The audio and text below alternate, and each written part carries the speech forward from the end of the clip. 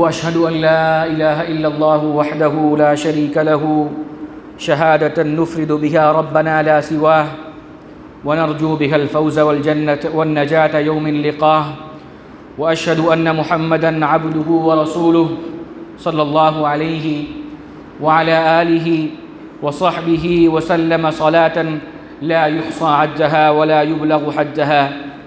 أما بعد، عن ابن عباس رضي الله عنهما أن النبي صلى الله عليه وسلم احتجم وهو محرم واحتجم وهو صائم. رواه البخاری. صحابی رسول عبداللہ ابن عباس رضی اللہ عنہما سے روایت ہے، کہتے ہیں کہ نبی علیہ الصلاۃ والسلام نے حجامہ اس حال میں لگوایا کہ آپ حالت احرام میں تھے، اور نبی علیہ الصلاۃ والسلام نے حجامہ لگوایا اس حال میں کہ آپ روزے سے تھے. اس حدیث کو امام بخاری رحمہ اللہ نے روایت کیا ہے. احتجمہ کا لفظ اس حدیث میں آیا ہے. حجامہ حجم کہتے ہیں چوسنا. پہلے کے عربوں کے یہاں ابھی بھی یہ بھی ہے کہ ایک طریقہ علاج تھا جس میں جسم سے خون نکالا جاتا تھا. جو خراب خون ہوتے تھے ایک خاص آلے کے ذریعے اس خون کو نکالا جاتا تھا، اس کو کہتے تھے حجامہ. اس کو سینگی لگوانا کہتے ہیں، پشنا لگوانا کہتے ہیں، یا انگلش میں کپنگ جو کہتے ہیں، یہ حجامے کی شکل ہے.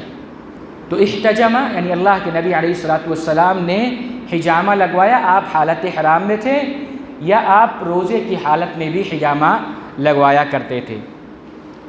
تو اس حدیث سے یہ معلوم ہوا کہ اگر کوئی روزے سے ہے اور وہ حجامہ لگواتا ہے، اس کے جسم سے خون نکالا جاتا ہے، تو روزہ دار کے لیے ایسا کرنا جائز ہے.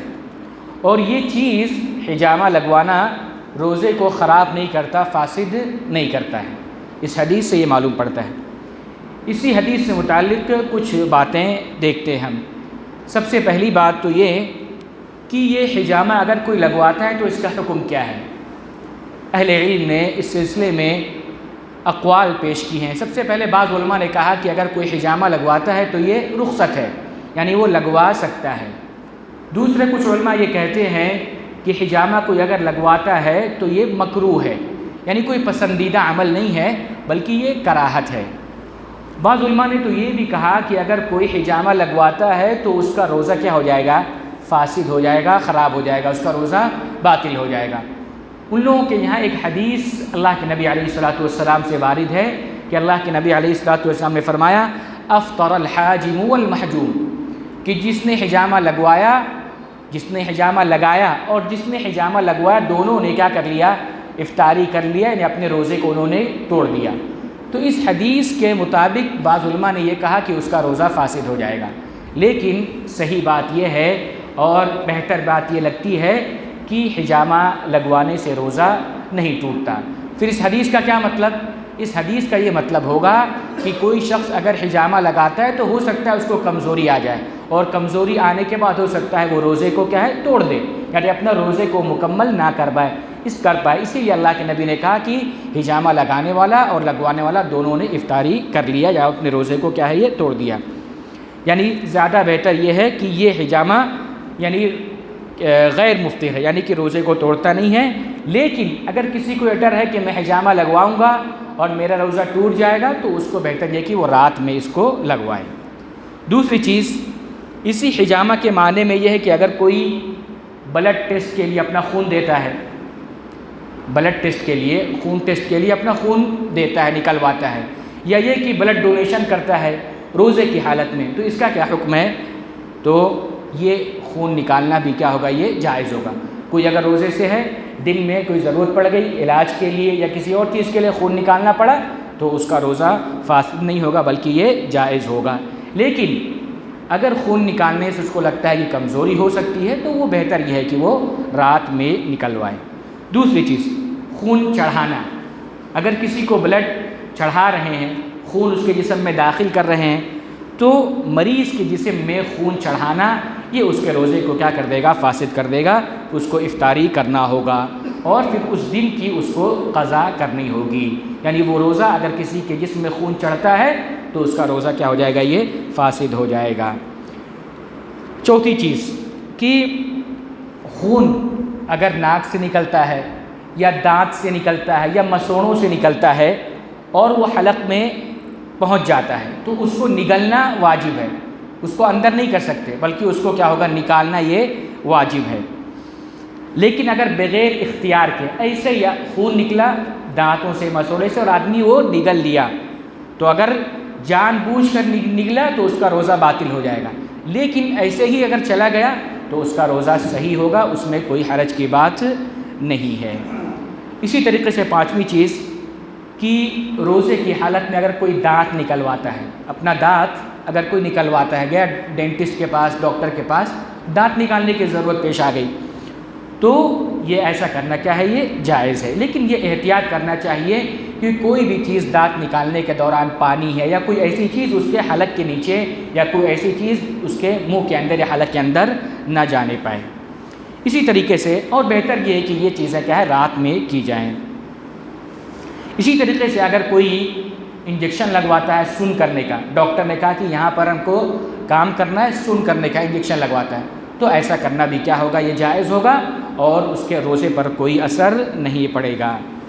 اسی سے متعلق ایک مسئلہ یہ ہے کہ اگر کسی کو قے آ جائے، جیسے الٹی کہتے ہیں، وومٹنگ، تو اس کا کیا حکم ہے؟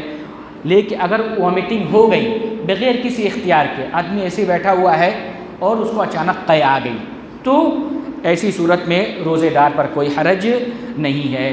صحابی رسول ابی ہریرہ رضی اللہ تعالی عنہ کہتے ہیں کہ اذا قاء فلا یفطر لان انما یخرج ولا یلد، کہ اگر کسی نے الٹی کر دیا تو وہ افطاری نہیں کرے گا، اپنے روزے کو نہیں توڑے گا، اپنے روزے کو مکمل کرے گا، اس لیے کہ اس نے ایک چیز کو نکالا، کسی چیز کو اپنے جسم کے اندر داخل نہیں کیا ہے۔ اسی طریقے سے ایک مرفوع روایت بھی اللہ کے نبی علیہ الصلوۃ والسلام سے ایک روایت منقول ہے کہ من ضرعه القی فلیس علیہ قضاء ومن استقاء فلیقضی، یعنی کسی کو بغیر اختیار کے قے آ گئی، جان بوجھ کے نہیں، ایسے ہی اس کو الٹی آ گئی تو اللہ کے نبی کہتے ہیں کہ اس پر کوئی قضا نہیں ہے، یعنی اس کو روزہ توڑنا نہیں ہے۔ لیکن ومن استقاء، جو جان بوجھ کر الٹی کر دے، وامٹنگ کر دے، تو اس کے لیے کیا ہے؟ فلیقضی، تو چاہیے کہ وہ روزے کی قضا کرے، یعنی وہ روزہ اس کا فاسد ہو گیا، خراب ہو گیا، اب اس روزے کی وہ قضا کرے گا۔ اس حدیث کو بعض اہل علم کہتے ہیں کہ یہ ضعیف ہے۔ اس کے بعد ایک اور بات کہ جیسا اس حدیث سے معلوم پڑتا ہے کہ جان بوجھ کر قے کرنا یہ روزے کو کیا کر دیتا ہے؟ فاسد کر دیتا ہے۔ آخری بات کہ من ذرعه القی، یعنی جو حدیث آئی ہے اللہ کے نبی علیہ الصلوۃ والسلام کی، اس کے معنی میں یہ بھی شامل ہے کہ ہر وہ چیز جو بغیر اختیار کے انسان کے منہ میں چلی جائے، بغیر اختیار، اس کا کوئی اختیار نہیں ہے، اگر بغیر اختیار کے کوئی چیز انسان کے منہ میں چلی جائے تو اس کا روزہ صحیح ہوگا۔ مثلا کوئی پانی میں ڈبکی لگایا نہانے کے لیے، پانی میں ڈبکی لگایا اور اچانک اس کے منہ میں پانی چلے گیا تو اس کا کیا حکم ہوگا؟ اس کا حکم یہ ہے کہ اس کا روزہ کیا ہوگا؟ یہ صحیح، اس لیے کہ اس کے اختیار سے نہیں ہے، وہ اچانک ڈبکی لگایا اور اس کے منہ میں کیا ہے؟ پانی چلا گیا۔ یا اسی طرح کوئی ایسی چیز بغیر اختیار کے انسان کے منہ میں چلی جائے تو اس کا روزہ کیا ہو جائے گا؟ یہ صحیح ہو جائے گا۔ تو یہ اس سلسلے میں کچھ حجامہ اور قے اور خون وغیرہ سے متعلق کچھ مسائل تھے جو روزے کے صحیح یا فاسد ہونے کے سلسلے میں تھے۔ اللہ رب العالمین سے دعا ہے کہ اللہ رب العالمین ہمیں ان مسائل کو سمجھنے اور اس پر عمل کرنے کی توفیق نصیب فرمائے۔